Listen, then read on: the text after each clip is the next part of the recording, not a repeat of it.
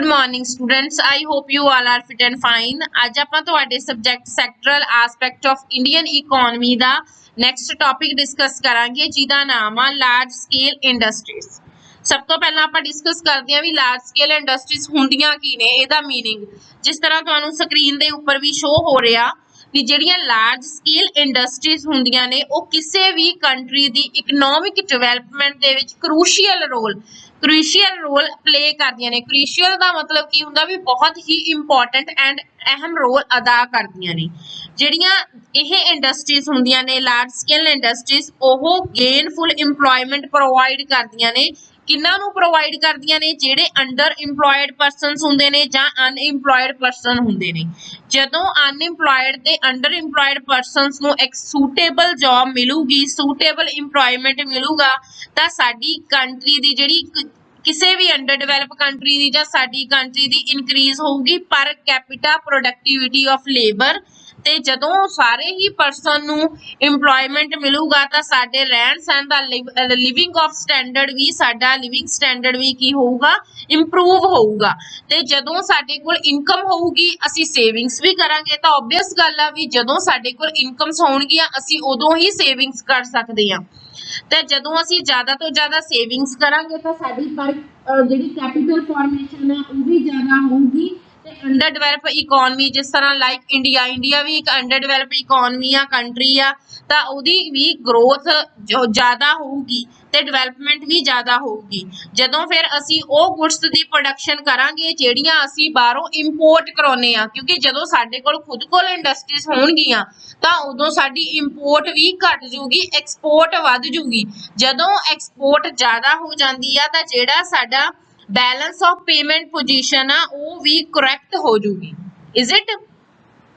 हुण आपां गल करदे हां भी लार्ज स्केल इंडस्ट्रीज कदों सैटअप होईयां सी। सब तो पहला जिहड़ी large scale industries cotton textile mill जिहड़ी कि कलकत्ता दे विच 1819 नूं सैटअप कीती गई सी। उदों जिहड़ी अपनी कंट्री आ उहदे विच ब्रिटिश कंट्रोल सी तां ब्रिटिश गवर्नमेंट दे द्वारा मतलब वो इंडस्ट्री दी डिवेलपमेंट उपर ज़्यादा कोई ध्यान नहीं दिता गया। तां आफ्टर दैट 1923 दे विच कुछ industries like iron and steel, cotton textile, match books इस तरह ਦੀਆਂ इंडस्ट्रीज सैटअप कीतियां गईयां ਜਿਹਦੇ ਨਾਲ ਜਿਹੜੀ ਸਾਡੀ ਕੰਟਰੀ ਆ ਉਹਦੀ ग्रोथ एंड डिवेलपमेंट ਦੇ ਵਿੱਚ ਵੀ ਕਾਫੀ ਵਾਧਾ ਹੋਇਆ। Is it? After that meaning ਆਪਾਂ डिस्कस करते हैं इंपॉर्टेंस ਜਾਂ role of large scale industries ਦੀ। ਗੱਲ ਕਰੀਏ ਲਾਰਜ ਸਕੇਲ ਇੰਡਸਟਰੀਜ਼ ਦੀ ਤਾਂ ਇਕਨੋਮੀ ਇੰਡੀਆ ਦੀ ਇਕਨੋਮਿਕ ਡਿਵੈਲਪਮੈਂਟ ਦੇ ਵਿੱਚ ਇੰਡਸਟਰੀਅਲਾਈਜੇਸ਼ਨ ਨੇ ਆਪਣਾ ਇੱਕ ਅਹਿਮ ਰੋਲ ਪਲੇ ਕੀਤਾ ਵਾ। इंडस्ट्रियलाइजेशन दियां मेन एडवांटेजेस, रोल ਜਾਂ इंपॉर्टेंस ਦੇ ਜਿਹੜੇ पॉइंट्स मेन हाईलाइटेड ने वो ਆਪਾਂ ਅੱਗੇ डिस्कस ਕਰਾਂਗੇ। ਸਭ ਤੋਂ ਫਸਟ ਤੇ ਆ ਜੀ ਬੈਲੈਂਸਡ ਇਕਨੋਮੀ। ਇੰਡੀਆ ਦੀ ਜਿਹੜੀ ਇਕਨੋਮੀ ਆ ਉਹ ਅਨਬੈਲੈਂਸਡ ਸੀਗੀ ਬਿਕੋਜ਼ ਕਿਉਂਕਿ ਜਿਹੜੀ ਇੰਡੀਆ ਦੀ ਜ਼ਿਆਦਾਤਰ ਪੋਪੂਲੇਸ਼ਨ ਆ ਉਹ ਐਗਰੀਕਲਚਰ ਤੇ ਬੇਸਡ ਅਪਨ ਸੀ। ਤਾਂ ਐਗਰੀਕਲਚਰ ਦੇ ਵਿੱਚ ਕ੍ਰੌਪਸ ਤੋਂ ਬਿਨਾ ਹੋਰ ਕੋਈ ਮਤਲਬ ਇੰਨੀਆਂ ਗਰੋਇੰਗ ਇਸ ਤੋਂ ਬਿਨਾ ਇੰਡਸਟਰੀਜ਼ ਦੀਆਂ ਜਿਹੜੀਆਂ ਥਿੰਗਸ ਹੁੰਦੀਆਂ ਨੇ ਉਹ ਪ੍ਰੋਡਿਊਸ ਨਹੀਂ ਕੀਤੀਆਂ ਜਾਂਦੀਆਂ। ਤਾਂ ਇੰਡੀਆ ਨੂੰ ਜ਼ਿਆਦਾ ਤੋਂ ਜ਼ਿਆਦਾ ਜਿਹੜੀਆਂ ਗੁਡਸ ਇਦਾਂ ਦੀਆਂ ਜ਼ਰੂਰਤ ਹੁੰਦੀ ਸੀ ਉਹ ਇੰਪੋਰਟ ਕਰਾਈਆਂ ਜਾਂਦੀਆਂ ਸੀ ਜਿਹਦੇ ਨਾਲ ਜਿਹੜਾ ਸਾਡਾ बैलेंस ऑफ पेमेंट आ ओदी जिहड़ी पोजीशन आ वो फेयर नहीं सी हुंदी। तां बट अगर साडी इंडस्ट्रीज ने बहुत ज़्यादा हैल्प कीती आ इहदे नाल जिहड़ी साडी कंट्री आ उहदे विच बैलेंस भी होया वा। साडी जिहड़ी इंपोर्ट दी कैपेसिटी आ जां इंपोर्ट थिंग्स ने वो घट गईयां ने जिहदे नाल साडा जिहड़ी इकोनॉमी आ वो बैलेंस्ड इकोनॉमी भी होई आ with the help of large scale industries. Is it? Next point हैगा इंक्रीज इन वैल्थ।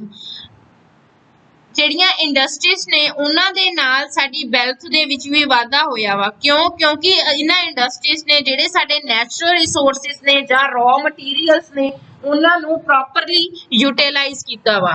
ਤੇ ਨਾਲ ਹੀ ਜਿਹੜੇ ਚਾਹੇ ਇਹਨਾਂ ਇੰਡਸਟਰੀਜ਼ ਦੀ ਹੈਲਪ ਦੇ ਨਾਲ ਟ੍ਰੇਡ, ਬੈਂਕਿੰਗ, ਟਰਾਂਸਪੋਰਟ ਉਹਨਾਂ ਦੀ ਜਿਹੜੀ ਡਿਵੈਲਪਮੈਂਟ ਆ ਉਹ ਵੀ ਬਹੁਤ ਜ਼ਿਆਦਾ ਹੋਈ ਆ।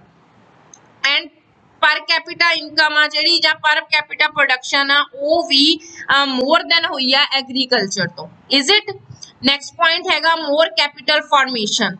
ਜਦੋਂ ਹੁਣ ਸਾਡੇ ਕੋਲ ਸੇਵਿੰਗਸ ਦੀਆਂ ਫੈਸਿਲਿਟੀਆਂ ਨੇ, ਇਨਵੈਸਟਮੈਂਟ ਕਰਨ ਦੇ ਬਹੁਤ ਸਾਰੇ ਸੋਰਸਿਸ ਨੇ, ਤਾਂ ਜਦੋਂ ਸਾਡੇ ਕੋਲ ਸੇਵਿੰਗਸ ਨੇ, ਸੇਵਿੰਗਸ ਦੇ ਨਾਲ ਜਿਹੜੀ ਸਾਡੀ ਕੈਪੀਟਲ ਫਾਰਮੇਸ਼ਨ ਆ ਉਹ ਜ਼ਿਆਦਾ ਹੋਈ ਆ, ਕਿਉਂਕਿ ਇਨਵੈਸਟਮੈਂਟ ਹੋਣ ਦੇ ਨਾਲ ਜਿਹੜਾ ਕੈਪੀਟਲ ਦਾ ਰੇਟ ਆ, ਕੈਪੀਟਲ ਫਾਰਮੇਸ਼ਨ ਦਾ ਰੇਟ ਆ, ਉਹ ਵੀ ਇਨਕਰੀਜ਼ ਹੋਇਆ ਵਾ।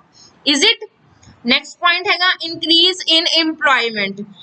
ਇੰਡਸਟਰੀਅਲਾਈਜੇਸ਼ਨ ਨੇ ਫੈਸਿਲਿਟੇਟ ਕੀਤਾ ਵਾ ਇੰਪਲੋਇਮੈਂਟ ਨੂੰ, ਕਿਉਂਕਿ ਜਦੋਂ ਇੰਡਸਟਰੀਜ਼ ਆਪਣੇ ਬਹੁਤ ਜ਼ਿਆਦਾ ਇੰਡਸਟਰੀਜ਼ ਸੈਟਅਪ ਕੀਤੀਆਂ ਜਾਣਗੀਆਂ, ਨਵੀਆਂ ਇੰਡਸਟਰੀਜ਼ ਯੂਨਿਟਸ ਬਣਾਈਆਂ ਜਾਣਗੀਆਂ, ਤਾਂ ਉਹਦੇ ਵਿੱਚ ਬਹੁਤ ਜ਼ਿਆਦਾ ਲੋਕਾਂ ਨੂੰ ਰੁਜ਼ਗਾਰ ਮਿਲੂਗਾ। ਈਅਰ 2012 ਦੇ ਵਿੱਚ ਇੱਕ ਸਰਵੇ ਹੋਇਆ ਸੀ, ਜਿਹਦੇ ਵਿੱਚ ਦੱਸਿਆ ਗਿਆ ਸੀ ਵੀ 119.7 ਲੋਕਾਂ ਨੂੰ ਪ੍ਰਾਈਵੇਟ ਸੈਕਟਰ ਜਿਹੜੀਆਂ ਇੰਡਸਟਰੀਜ਼ ਸੈਟਅਪ ਕੀਤੀਆਂ ਸੀ ਉਹਨਾਂ ਦੇ ਵਿੱਚ ਇੰਪਲੋਇਮੈਂਟ ਜਨਰੇਟ ਹੋਇਆ, ਬਹੁਤ ਉਹਨਾਂ ਲੋਕਾਂ ਨੂੰ ਉਹਦੇ ਵਿੱਚ ਇੰਪਲੋਇਮੈਂਟ ਮਿਲਿਆ ਵਾ।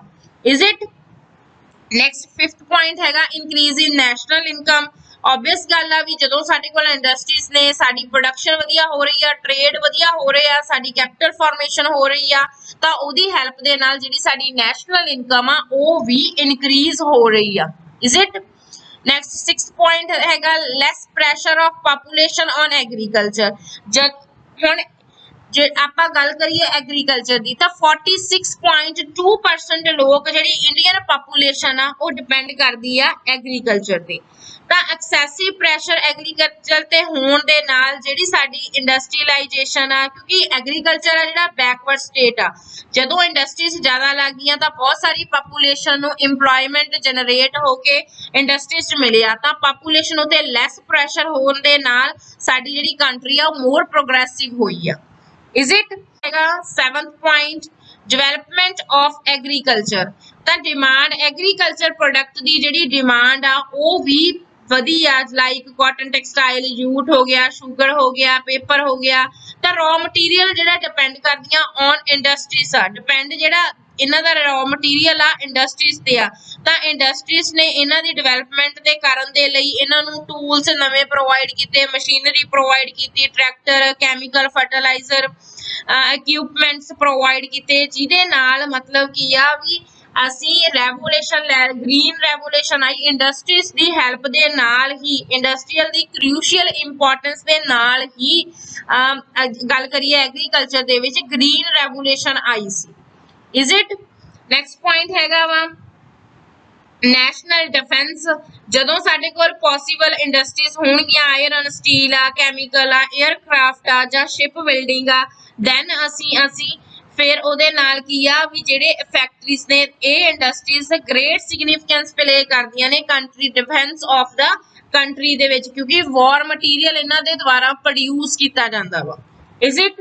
ਨੈਕਸਟ ਪੁਆਇੰਟ ਹੈਗਾ ਸੈਲਫ ਡਿਪੈਂਡੈਂਸ। ਜਿਹੜੀ ਸਾਡੀ ਕੰਟਰੀ ਆ ਜਦੋਂ ਖੁਦ ਦੀਆਂ ਗੁੱਡਸ ਪ੍ਰੋਡਿਊਸ ਕਰੂਗੀ ਵਿਦਿਨ ਦੀ ਓਨ ਬਾਉਂਡਰੀਜ਼, ਆਪਣੇ ਓਨ ਬਾਉਂਡਰੀਜ਼ ਦੇ ਅੰਡਰ ਰਹਿ ਕੇ ਹੀ ਆਪਣੀਆਂ ਜਿਹੜੀਆਂ ਗੁੱਡਸ ਰਿਕੁਆਇਰਡ ਨੇ ਉਹ ਪ੍ਰੋਡਿਊਸ ਕਰੂਗੀ, ਤਾਂ ਜਿਹੜੀ ਸਾਡੀ ਕੰਟਰੀ ਆ ਉਹ ਸੈਲਫ ਸਫੀਸ਼ੀਐਂਟ ਹੋਊਗੀ ਤੇ ਸੈਲਫ ਡਿਪੈਂਡੈਂਟ ਵੀ ਬਣੂਗੀ। Is it?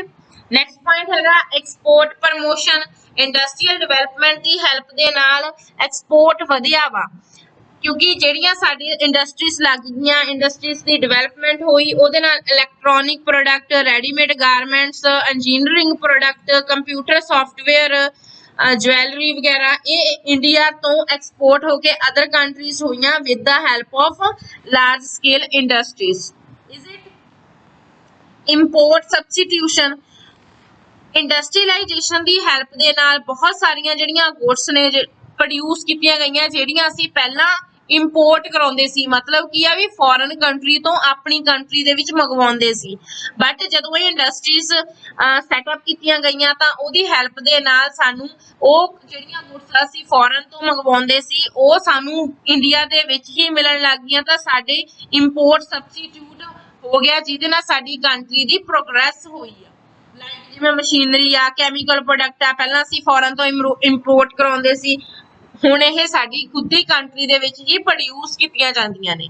Is it? Increase in the government income. Large scale industries the contribute ਆ ਵੀ ਗਵਰਨਮੈਂਟ ਦੀ ਜਿਹੜੀ ਇਨਕਮ ਨੂੰ ਵਧਾਉਣ ਦੇ ਵਿੱਚ, ਜਿਵੇਂ like corporate tax, excise duty, value added tax, VAT ਜਿਹਨੂੰ ਬੋਲਦੇ ਆ ਉਹਦੇ ਨਾਲ ਸਾਡੀ ਜਿਹੜੀ ਗਵਰਨਮੈਂਟ ਦਾ ਜਿਹੜਾ ਰੈਵਨਿਊ ਆ ਇਨਕਮ ਆ ਉਹ ਵੀ ਇਨਕਰੀਜ਼ ਹੋਈ ਆ ਇਜ਼ ਇਟ ਨੈਕਸਟ ਪੁਆਇੰਟ ਆ increase in standard of living and wages of labours industries the development ਦੇ ਨਾਲ ਸਾਡੀ ਕੰਟਰੀ ਦੇ ਵਿੱਚ ਲੇਬਰ ਦੀ ਡਿਮਾਂਡ ਵਧੀ ਜਦੋਂ ਲੇਬਰ ਦੀ ਡਿਮਾਂਡ ਵਧੀ ਹੈਂਸ ਜਿਹੜੀ ਉਹਨਾਂ ਦੀ ਵੇਜਸ ਆ ਉਹਨਾਂ ਦੀ ਵੀ ਡਿਮਾਂਡ ਵਧੀ ਜਿਨ੍ਹਾਂ ਦੇ ਨਾਲ ਅਸੀਂ ਜਿਹੜੇ ਲੋਕਾਂ ਨੂੰ ਸਾਰੇ ਲੋਕਾਂ ਨੂੰ ਰੁਜ਼ਗਾਰ ਮਿਲ ਗਿਆ ਤੇ ਉਹ ਇੱਕ ਆਪਣੀ ਵਧੀਆ ਜ਼ਿੰਦਗੀ ਜਿਉਣ ਲੱਗੇ ਤੇ ਉਹਨਾਂ ਨੂੰ ਇੱਕ ਸਟੈਂਡਰਡ ਆਫ ਲਿਵਿੰਗ ਰਹਿਣ ਦਾ ਤਰੀਕਾ ਹੋ ਗਿਆ ਉਹਨਾਂ ਨੂੰ ਇਕਨੋਮਿਕ ਵੈਲਫੇਅਰ ਨੂੰ ਪ੍ਰਮੋਟ ਕੀਤਾ ਗਿਆ ਇੰਡਸਟਰੀਜ਼ ਨੇ is it next point last point ਹੈਗਾ ਲੋ ਕਾਸਟ ਗੁੱਡਸ ਜਦੋਂ ਇੰਡਸਟਰੀ ਸਾਡੀ ਕੰਟਰੀ ਦੇ ਵਿੱਚ ਹੋਣਗੀਆਂ ਤਾਂ ਉਹਦੇ ਨਾਲ ਮੋਰ ਪ੍ਰੋਡਕਸ਼ਨ ਹੋਊਗੀ ਗੁੱਡਸ ਦੀ at a low cost of production ਤਾਂ ਜਿਹੜੀਆਂ ਸਾਡੀ ਗੁੱਡਸ ਹੋਣਗੀਆਂ ਉਹ ਚੀਪ ਰੇਟ ਸਸਤੇ ਰੇਟਾਂ ਉੱਤੇ ਸੇਲ ਕੀਤੀਆਂ ਜਾਣਗੀਆਂ ਤੇ ਜਿਹੜੇ ਕੰਜ਼ਿਊਮਰਸ ਨੇ ਉਹ ਗੈਟ ਮੋਰ ਸੈਟੀਸਫੈਕਸ਼ਨ ਤੇ ਉਹਨਾਂ ਨੂੰ ਜ਼ਿਆਦਾ ਤੋਂ ਜ਼ਿਆਦਾ ਸੈਟੀਸਫੈਕਸ਼ਨ ਮਿਲੂਗੀ ਇਜ਼ ਇਟ ਇੱਥੋਂ ਤੱਕ ਆਪਣਾ ਅੱਜ ਦਾ ਟੌਪਿਕ ਲਾਰਜ ਸਕੇਲ ਇੰਡਸਟਰੀ ਦਾ ਮੀਨਿੰਗ ਐਂਡ ਰੋਲ ਕੰਪਲੀਟ ਹੋ ਜਾਂਦਾ ਬਾਕੀ ਆਪਾਂ ਨੈਕਸਟ ਲੈਕਚਰ ਦੇ ਵਿੱਚ ਨੈਕਸਟ ਟੌਪਿਕ ਡਿਸਕਸ ਕਰਾਂਗੇ ਥੈਂਕ ਯੂ